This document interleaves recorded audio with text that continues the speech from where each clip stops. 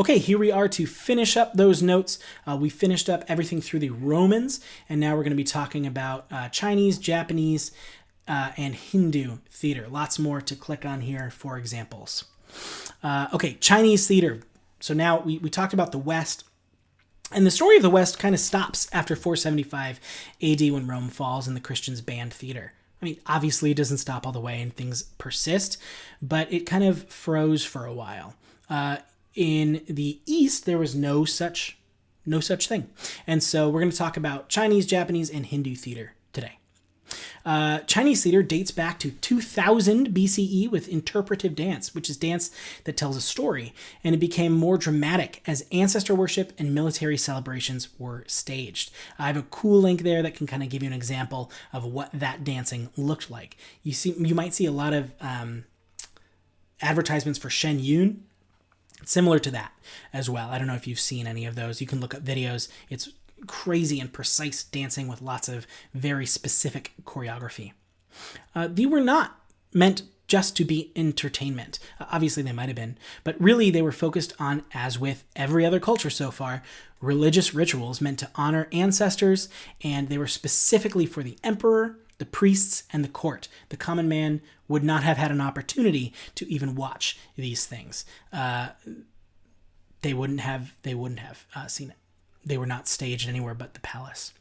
Much later, much later, in the 8th and 9th century, so literally thousands of years later, Chinese drama blossomed by an emperor who loved acting so much that he founded a very successful school for actors in his garden. Traditionally, actors are called the children of the pear tree garden, even today, in reference to this acting school started by the emperor in 8th and 9th centuries. Obviously, he did it in the 8th century, but 8th and 9th is when it really blossomed. He did not live for 200 years. It was extremely formal performance that dealt with three major themes: ancestor worship, military glory, and faithfulness to a husband. So, really widespread there. It's still, though, mainly meant for the upper classes of society in very difficult to understand classical Chinese as opposed to just the common everyday language that regular folks would use. The Mongols invaded China in the year 1280, and dramas became much more action-focused and for the people. One of these stories that's very old that comes out of this era might sound familiar to you if you are familiar with any biblical stories. It's called the Chalk Circle. The Chalk Circle is the story of a woman who becomes the second wife of a tax collector and bears him a son. Afraid that the second wife will take her position and her power, the first wife poisons the husband, blames it on the second wife, and claims the child is her own. Ultimately, this case is brought before the emperor, who orders that a chalk circle be drawn on the ground and the baby placed in the center.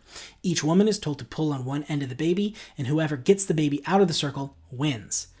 The first wife agrees, but the second wife refuses out of fear of hurting the baby. The emperor sees this maternal instinct as proof that she is the true mother, gives her the baby, and the right to do whatever she wants with the first wife. Pretty wild. The Peking Opera is drama that features chanting, singing, and musical accompaniment. It's heavily symbolic. So they don't call it the Peking Opera. It was dubbed the Peking Opera by the West when they saw it because it reminded them of opera. But then China took on that label as well. Poses and movements all carry a symbolic meaning that is very specific and not kind of widespread. So now we have things that have symbolic meaning in Western theater especially, but it's not always the same exact meaning. So in this case, it's always the same exact meaning. So sleeve passed over the eye means somebody's weeping. If their shoulders are shaking, it signifies grief. Props have specific meaning. A white paper falling from a red umbrella, that's snow. A man with a whip means that he is on horseback. An actor carrying a flag is an army. He's representative of an army. A flag with wavy lines is a river.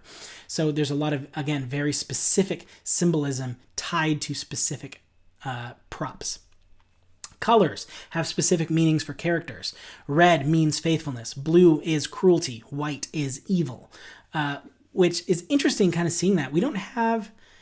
We obviously look at colors as symbolic in many ways in our theater, but it's interesting how it's different.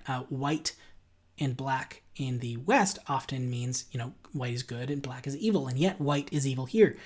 I don't know the reason for that. I don't know where that came from, but it's just a cultural difference. Okay, moving from China to Japan. Japanese No theater was very similar to early Chinese theater. It was meant only for the very highly educated and is relatively inaccessible for the average person. It appeared in the 14th century and is pretty unchanged to this day. If you click that link, you'll see an example of No theater, which is very interesting. It's built to very specific measurements, so they're always wooden 18-foot squares with the audience sitting on 3 sides, which makes it what kind of stage? Hopefully in that pause you excitedly shouted, thrust! The floor is highly polished cypress with large empty jars beneath, which provide unique sounds when the actors stomp their feet at important dramatic moments. All characters enter from a room off stage right off of stage right, and when they do, they bow to the audience, announce what their character's name is, where they come from, and what he's going to do. Then they do it and they leave. A chorus of 6 to 8 men provide chanting background music on stage left, very limited props, and very luxurious costumes.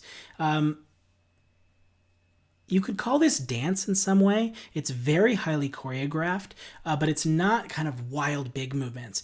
It's all about purposeful, slow, smooth, graceful movements. And you'll see what I mean when you click on that link and you watch it. We talked about bunraku, which is Japanese puppet theater, but I'm putting it here so that you remember it. Got really popular in about the 17th century. And then you have kabuki theater, which you might be the most familiar with. Very melodramatic for the average person. There were realistic depictions of historical tragedy, domestic love triangles, dance dramas. There were some terrifying choreography-only dramas that had demons that were scary. Lots of use of stylized makeup that often looks like a mask, but it is not one. And heavy wigs were used to denote different types of characters, who they were, what their character traits were, that could weigh up to 25 pounds. Very big and heavy wigs along with this heavy makeup. Scenery was very extravagant, and actors would enter through a flowerway. So it would start in the back of the auditorium, go through the audience, obviously flowers all above it, and up to the stage. The stage itself had lots of trapdoors, revolving stages, and ramps, all these sorts of things. Finally, the last kind of theatrical type